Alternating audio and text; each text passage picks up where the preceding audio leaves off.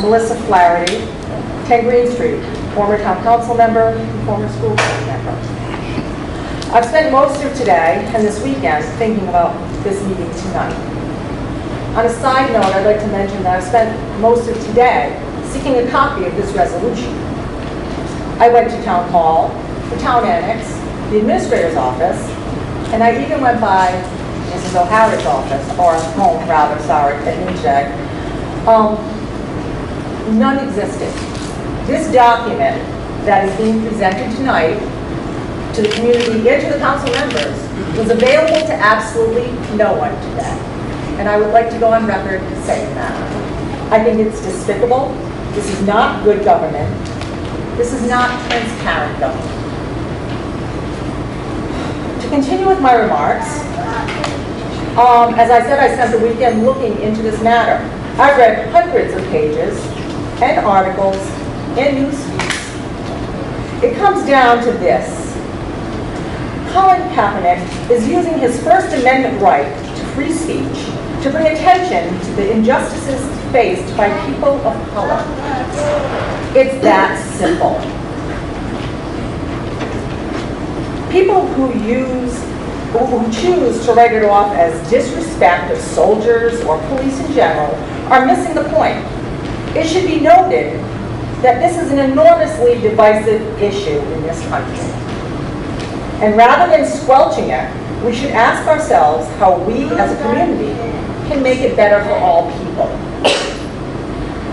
I've gotten a letter with me. I did a lot of research this weekend. It's actually a letter that was listed on the NFL site. It's written by a former veteran, an NFL player. I'm not going to read the whole thing because I only have 2 minutes. U.S. Army veteran, Richard Allen Smith. I wanted to put something out there in the world to say that there are veterans who not only agree with Colin Kaepernick's right to do that, but also agree with the substance of the action. To stand up and say Black Lives Matter, and this is an important issue that we need to address in our country. In 1947, former Army officer Jackie Robinson broke the color barriers in Major League Baseball. Robinson experienced taunts, epithets, and threats of violence for simply standing up to the status quo of segregation in America. As I say, I'm jumping around, but I implore all of you to look up this letter because it's very well written. For generations, American athletes have used their public voice to force our collective attention towards the crises and issues that challenge our national conscience. Jackie Robinson, Muhammad Ali, Jim Brown, Tommy Smith, John Carlos, Ariana Smith, Minnesota Lynx, and Missouri Tigers football team, and stars across professional sports declaring that Black Lives Matter. The right for those athletes and all Americans to protest is one we all pledge to defend with our lives if necessary. Far from disrespecting our troops, there is no finer form of appreciation for our sacrifice than for Americans to enthusiastically exercise their freedom of speech. And the letter ends by saying, however you choose to use your voice, please do so with an understanding that many veterans do not condemn the protest of activists like Jackie Robinson, Colin Kaepernick, and everyday Americans seeking justice. Indeed, we see no higher form of patriotism.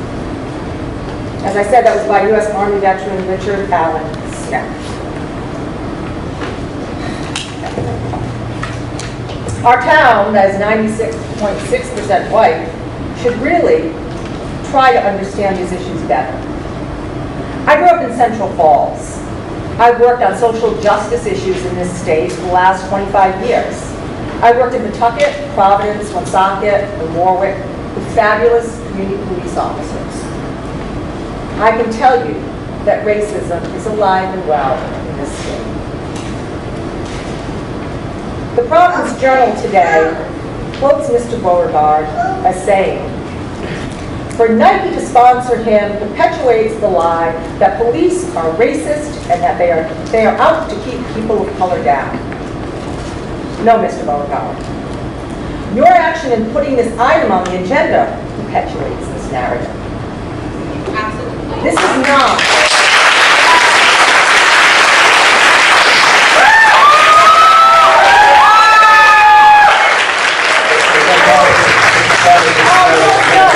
Oh, I am wrapping it up. This is not North Smithfield. This is not my opinion. I respectfully request you do your job and focus on town issues. Thank you.